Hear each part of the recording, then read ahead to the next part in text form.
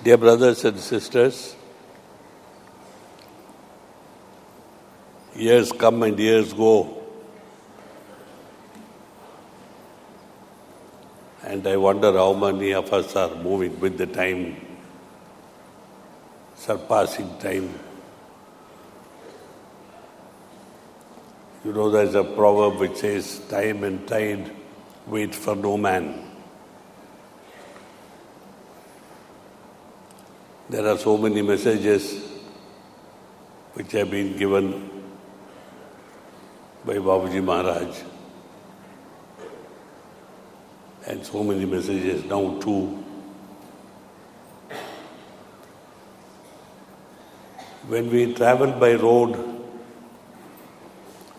and we look at the milestone on the side of the road,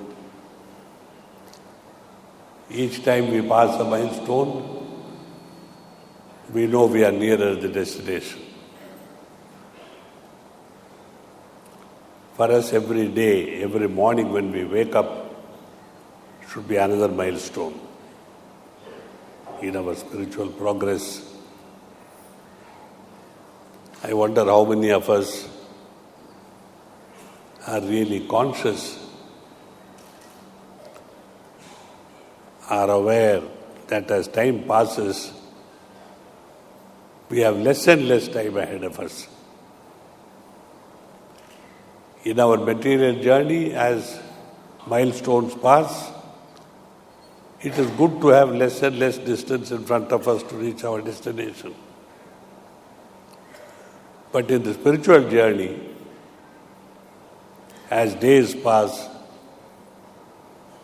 and as we become aware that we have less and less time to achieve our goal, we should, if we are sensible, if we have the craving for spiritual growth to reach our destination, we should, do everything possible to accelerate our pace so that we can reach the goal within this lifetime. At least by the time we end our mortal life, we should be there. All our facilities that are created by the grace of my masters, ashrams, retreat centers, gatherings which we call bhandaras, sittings, either individual or groups, all these are to promote our spiritual welfare and growth. Are we aware that each sitting that we take, when we close our eyes, we should be something, when we open our eyes, we should have moved on. I am afraid that sense of urgency is lacking in almost all abhyasis. We are prone to pay more attention to our material progress, to our health, to our income, and to so many other things which are part of the material life, the human life, our loves and hates, our aspirations. And sadly, I think, if at all we have any cognizance, any awareness of the spiritual life in which we are involved, it takes last place.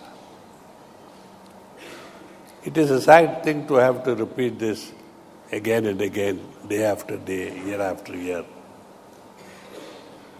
I am happy to wish you all a happy new year, but a happy new year is not enough. Instead of looking for happiness, I hesitate to say it, we should look to how many problems we have surmounted, how many problems are yet to be surmounted. Because the spiritual life, when all is said and done, is not meant to be a happy life. It is meant to be a progressive life. It is meant to be a life of inner awareness and inner growth, of a luminosity arising within the heart, of which saints speak that even at night you should be able to move by the light from your heart without having to have torchlights and other external aids. Do we have this craving? I hope it will develop in all of you. We have sufficient literature. We have so many DVDs. Even today we are releasing some. But they should not fall on deaf ears.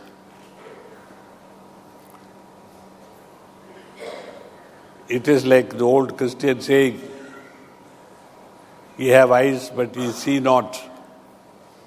You have ears, but you hear not." Things like that. You see, you have legs, but you only go for exercise, not to walk towards the goal. We are too preoccupied with our health, with our gymnasiums, with our health clubs, with our walks, with our diets. This body is only a vehicle for the soul. The body is given to us only so that we can progress in this life from birth to death. And thereafter, we don't need the body anymore.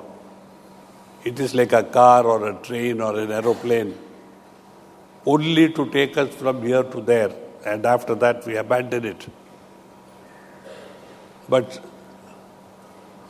spirituality says, yogic literature says, psychic literature says, we come back again and again, because rather than being a passenger in a train who gets in at his beginning and gets out at the end, we seem to be like the drivers and the conductors who go up and down all the time. I can understand the spiritual guide like my master condemning himself, though he belongs to the brighter world. One part of him is here going up and down like a ferry crossing a river, taking more and more passengers to the other side. But we should not be there with him. We should be there with him through the journey and then with him in the brighter world where he is in his divine self. Exhortations are useless because people say, "What is this?" Again and again. Yes, of course, again and again.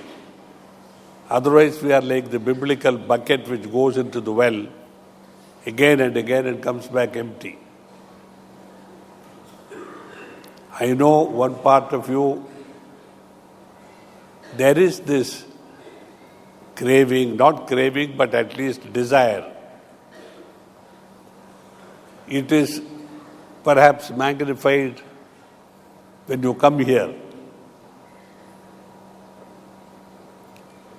and you feel, that there is something in it after all because it brings you back here and you are willing to stay here, facing all the problems of life, lack of accommodation, lack of facilities. But when we leave the gate again, we are back in that life.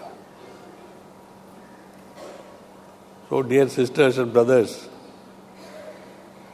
we must pay more attention to the call of the heart, the call of the voice from within. If necessary, close your ears to the outer world. Shut your eyes. Don't listen. We have to turn our attention through the 5 senses which God has given us from outside to inside. Without this turnaround, spirituality remains but a subject about which we speak, about which we discuss, about which we undergo training, but to which we pay no heed, and therefore we remain where we are. As is customary, I pray for all of you May every day see you in a different position on the spiritual ladder, going up and up, never coming down, never looking back. May my masters bless you with all that is good. Thank you.